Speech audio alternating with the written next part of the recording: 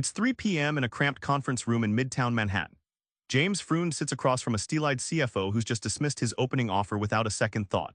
Freund's calm smile hides a storm of strategy because this is where deals get made or broken. How does he navigate these tense moments again and again?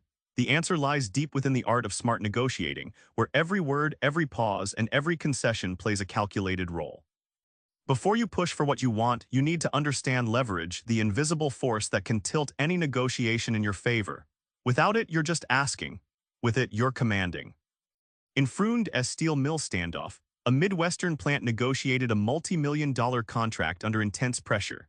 By patiently uncovering the buyer's deadline pressure and their lack of alternatives, Freund's side created leverage that turned the tables. They walked away with better terms and respect.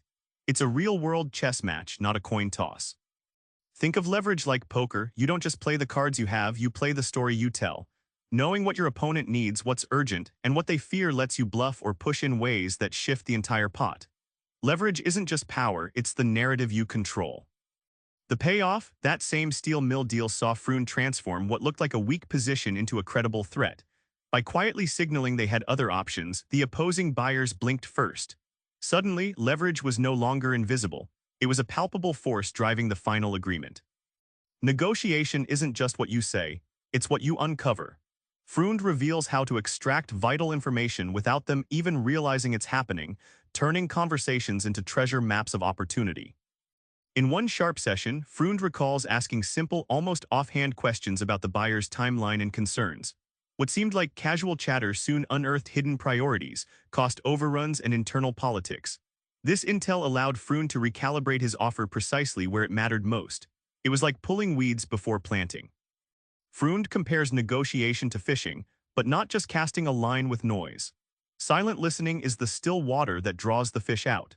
When the other side talks freely, divulging fears or urgency, you gain the map to navigate their constraints and desires cleverly. Here's the twist: gaining trust isn't about deception but credibility. Freund emphasizes how showing consistency, honesty, and respect leads to doors swinging open.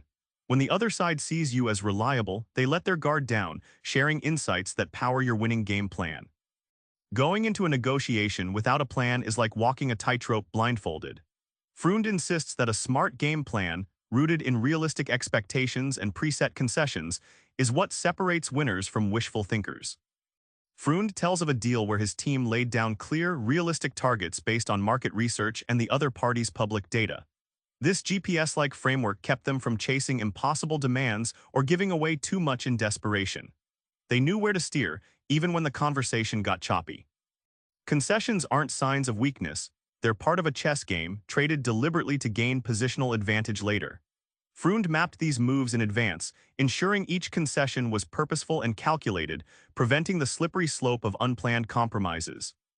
The big reveal, anticipating what the final agreement would look like, helped Freund's team envision success early. It shifted their mindset from reaction to creativity. Knowing the endgame allowed them to innovate proposals that satisfied both sides and closed deals faster. Remember that tense Midtown room? Freund's smile wasn't luck, it was a product of leverage, insight, and preparation working in lockstep. You don't have to be a lawyer to apply these tactics today. Next time you face a negotiation, try mapping your leverage, listening for hidden info, and planning your concessions before you speak. It's not just negotiation, it's smart negotiating. Subscribe for more book summaries like this one.